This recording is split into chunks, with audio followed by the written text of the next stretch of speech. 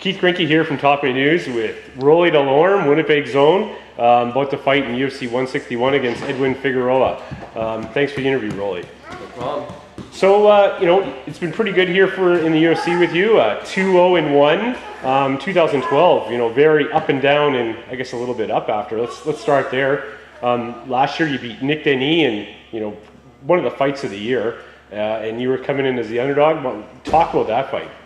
That fight was, one of those fights that I've been wanting for many years. I wanted to fight Nick for a long time, and it was nice to finally get it. And getting in UFC was cool. I could have fought Nick on some small show in Canada somewhere with 2,000 people watching, you know what I mean? But the fact that I got to fight him in front of a large crowd in UFC was cool. I mean, as much as I don't like to fight Canadian versus Canadian in UFC, I'll take whatever they give me. And I ended up taking the fight on 3 weeks' notice, which was fine because I've seen so many Nick's fights and fought on the same shows for years, and I've seen all of his fights. And I knew where he was good and where he wasn't good at, and it was one of those fights where everything kind of came together.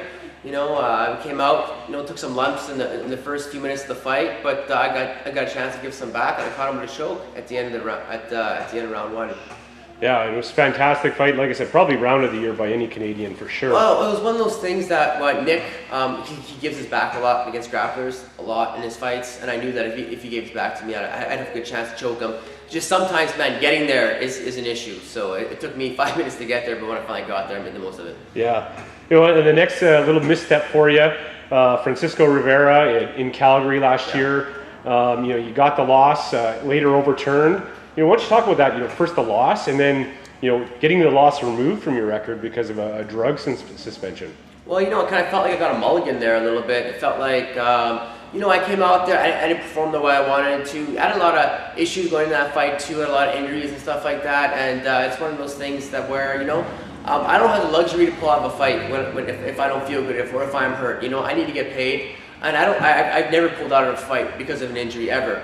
And I'm not one to that's why I lost. The fact of the matter is he caught me coming in with a hook, and sometimes you get caught. And then after to have it overturned was surprising for me because I didn't think that was going to happen at all. And, don't put stuff in your body that you're not supposed to have. Yeah, exactly. I mean, even if whatever it was, I'm not sure what it was. Nobody ever told me what it was. But the fact of the matter is that anybody who's ever fought in UFC knows once you get off the plane, the first thing that Burt Watson says to you is don't take anything, don't put anything in your body without consulting me first. So if you were to take something and drink it, or if it was a supplement or whatever the case, whatever it was, and you took it and that's kind of your own fault, especially when you have guys telling you not to take anything at all that isn't approved by them. Yeah, so this week coming up, you're fighting Edwin Figueroa, like you, very similar records. I think you're 8-1. Yeah. He's 9-2. Both of you lost to Rivera. Yeah. Why don't you talk about what problems Figueroa is going to bring to you, and how you're going to be able to overcome them? One of those things that he's got good hands and feet, man. He's like a lot like my last fight.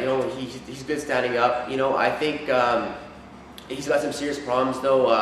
Obviously with his ground game, I don't think it's very good at all. And and that's what I'm looking to exploit in this fight here is his ground game. There's no okay, I'm gonna restart this a little bit. The one thing I'm looking to exploit in this fight is definitely his ground game. It's no secret that his ground game isn't very good. If Francisco Rivera was able to take him down and blow through his guard like he didn't have one, I think that's the best chance I'm gonna get to win this fight. And also I think is a lack of conditioning. Any fight that I've ever seen him, he kind of gasses out second and third round. So I definitely want to take advantage of that. And but I mean, if all goes well, hopefully we don't get to the second or third round. Yeah, and you talked about his good hands. Is that the reason behind the trip to Thailand? Actually, I booked a trip to Thailand before I even knew I was fighting Edwin Figueroa. That was something I wanted to work on for a long time. I've always wanted to go to Thailand. It's one of those places I want to go out and train. It's just like Japan. Eventually, I want to go to Japan and train one time. Eventually, I want to go to Brazil and train one time.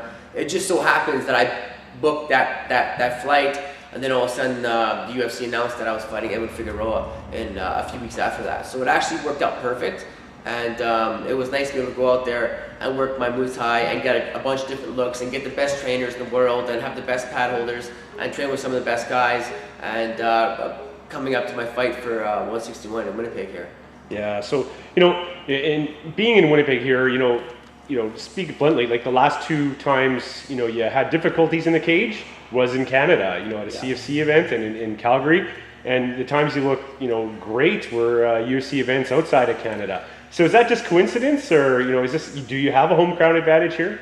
It's one of those things where I like getting flown up different places and fighting people in different countries. And it's just one of those things, I like walking into a fight, no stress, no worries, nobody likes me, people are booing me and telling me I'm gonna get killed on the way to the ring. Man, I like that, man. I got nothing to worry about, I just go in there, I do my job, I do what I gotta do, and I get out, recently I haven't been doing so well in Canada. My past few fights in Canada haven't gone the way that I wanted them to, but I'm definitely looking to make that a change here. I'm looking to make a change right now in this fight, I trained real hard for this fight. I've been doing things I've never done before for this fight. I started a strength conditioning program that I've never had my whole life. I've never had a strength conditioning program. I started one. I've been swimming a lot, man. I'm the worst swimmer you've ever met. Like, you see me in the water, I look like I'm drowning every time I get in the pool, and I've been working, swimming a lot, and I've just been doing stuff to pull me out of my element, which was also why I went to Thailand. I went to Thailand because I wanted to pull myself out of my, comfort zone. I do something that was totally different to my body, do something that I've never done before, and something that was really going to shock my system, and I thought for sure that would help me grow as a fighter. And that's why I'm doing all the extras, man. That's why I want to keep my job. I like fighting in the UFC. I want to stay there for as long as possible. So at this point, I'm willing to do anything I got to do to do that. Well, that's great to hear. And there's gonna be 15,000 people, screaming for you. Hometown boy. What's that going to feel like coming out of the crowd? With people wearing your 204 shirt and probably chanting Rolly. And it's one of those things, I've said it in many interviews up to now, it's one of those things that you dream about since you were a kid. Ever since I got, I've seen UFC first on TV, I always wanted to fight UFC. That was always a dream of mine. I didn't, dream of being a baseball player. I didn't dream of being, a football player. I didn't want to play basketball. I wanted to fight in UFC, And now that I'm doing that, once I got in UFC, my dream was like, hopefully one day I can fight in UFC in Winnipeg. That would be cool. I kind of figured it'd be like a small cable show, not a big name fighters, just jam-packed with Canadians. And then all of a sudden they announced this pay-per-view, and I knew I was going to be on it. And being on a pay-per-view at home in Winnipeg in front of a hometown crowd I can't explain it. I can't explain it in words. How good this feels for me, and how good I want to perform, and how bad do I want this win. I'll do anything for this win. I've sacrificed everything for this fight. I haven't gone out. I haven't been drinking. I haven't been doing anything because I want this so bad, and I want to go out to perform so well for the Winnipeg fans. I want to go out there and give them a show, and I want to get a W like I think Winnipeg deserves. Yeah, and we want to see a W for you. That's for sure. We're all behind you. Now, any sponsors, friends, family that you like to thank before we get out of here? I always want to, obviously, I want to thank all my training partners in WAMA, Curtis Brigham. I want to thank my boxing coach, Kent Brown at Elite Boxing MMA here in Winnipeg, and, especially for sponsors. And get my little paper out here.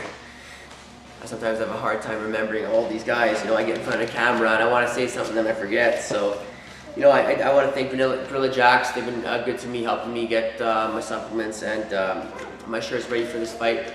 I want to thank Inner City Auto Body, Full Contact Sports, River City Ink and Steel, Acceleration Performance. We're doing my strength conditioning with Craig Pennison. Man, that guy's great.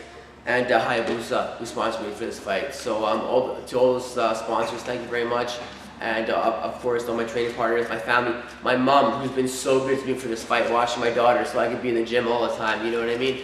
That's one of the people I have to thank the most for this fight.